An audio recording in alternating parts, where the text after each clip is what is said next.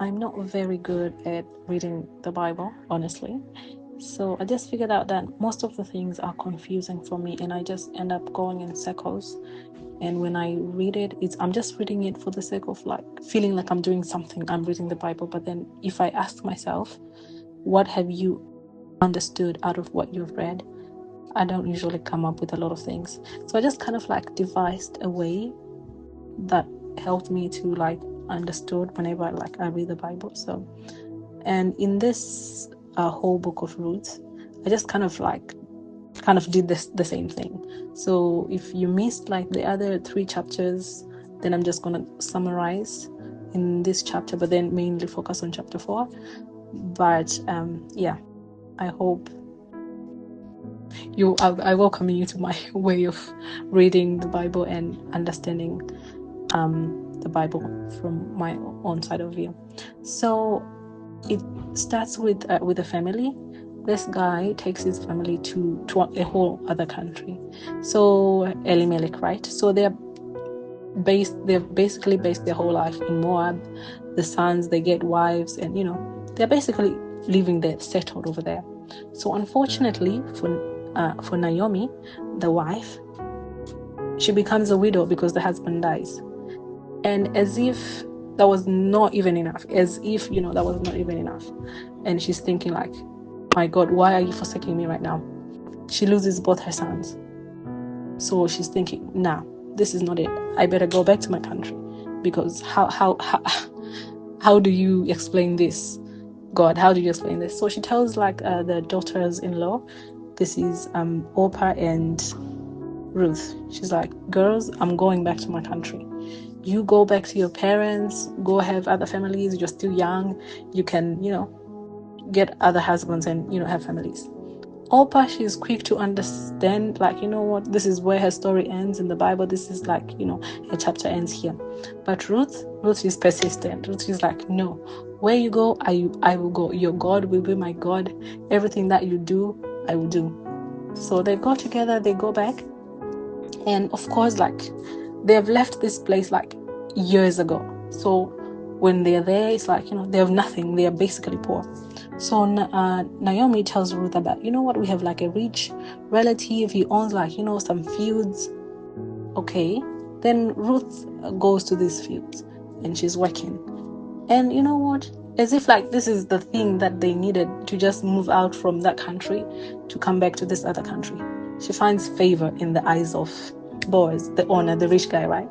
So to the point that, Boaz is telling the other workers, okay, make it a point to, to leave something so that she can collect and, they can go home with. And he's giving her bread on the table, it's giving vibes, right? But so she, and then and in all this, Ruth is not even forgetting about her mother-in-law, because we find that she's also even taking some of the bread to go to her, to give her mother-in-law. I'm like, God, can I have a mother-in-law like Naomi, and can I be a mother-in-law like Naomi, right? So as the chapter, the book goes on, Naomi tells her what, you should go do this and this and this. They are plotting, they are gossiping. I just pictured them, talking in the middle of the night. I don't know why it was a night in my head. But then Ruth goes to this festival and, she lays on the feet of Boaz. And then Boaz is like, what? You go, make sure that nobody sees you, and, I would deal with this. Basically, that's what he says, I'll deal with it. And so that's how we come up to chapter 4. Which is redeemed by Boaz.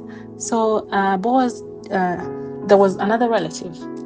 So Boaz, he takes this relative aside and some elders of the village, and he's like, look, our brother Elimelech, he died, but his land is for sale. Do you want it? And the guy's like, yeah, I want the land. Okay. And Boaz is like, but also you have to take with Ruth, she's also part of the parcel. And then the guy's like, nah, I can't. But then I feel Boaz in this time is like, yeah, I knew he was gonna say that. This is the moment that I was waiting for. So basically now things have been made official. Ruth now belongs to Boaz, because why not? So they make things official. This is like, the mighty great redemption of everything. And they go on to wed, and they are blessed with a son. And at the end of the chapter, we are made known that he goes on to become like a whole genealogy, a whole lineage of great people, Jesse, David, and all that. So after reading this whole chapter, like, a few things stood out to me. Like, first of all, how Naomi thought, like, when she was in Moab, she thought like she was cursed. But then after the birth of Ruth's son, the women of the country, of the city, they come to her and said to her, God didn't leave you. You are blessed. And then I just realized, like, sometimes we just need a shift of position, a shift of places. Things just do happen for a shift to be made. If she hadn't lost her husband, she would still be there in Moab, and she wouldn't be here, and there wouldn't be this whole lineage of great people, right? So it's like, there are some things in my life that, when they happen, I don't feel like, I lost this job, but then I'm like, not knowing that when I go to the other job, that is the opportunity that will make me a greater person. And also that, I want to be like a Ruth. I want to know what I want, like a Ruth. I want to be like that with God. I want to be like that with people. I want to be like that with my Bible, with my prayer life, to say, like, you know what, God, where you go, I will go. What you do, I will do. Your ways, that's what I want to follow. So I hope that, we are like Ruths in our lives. And if we are mothers-in-laws, fathers-in-laws, we give, our daughters-in-law, our sons-in-law that much love that, they want to follow us where we go. And we are those kind of like daughters-in-laws and sons-in-laws that will follow their mothers and fathers-in-law everywhere they go.